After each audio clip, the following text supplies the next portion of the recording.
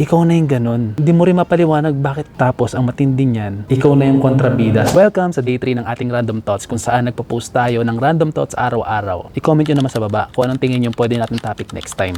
Enjoy kayo sa panonood.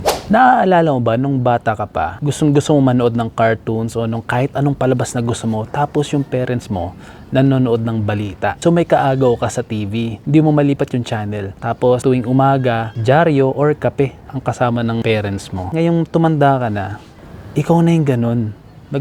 Hindi mo rin mapaliwanag bakit umiinom ka ng kape kahit mapakla, 'di ba? So ginagawang paraan, lalagyan mo ng asukal, lalagyan mo ng gatas, lalagyan mo ng creamer o kung ano-ano pa, caramel, hazelnut, vanilla, kung ano-ano para lang matake mo siya. Pero yung pag-inom ng kape, alam mo na yung effect. Ikaw na yung parents mo ngayon. Tapos ang matindi niyan, ikaw na yung kontrabida sa mga bata ngayon. So kung ano yung nararamdaman mo noon nung bata ka na hindi ka lang pinapayagan, ikaw na yung kontrabida sa mga bata ngayon.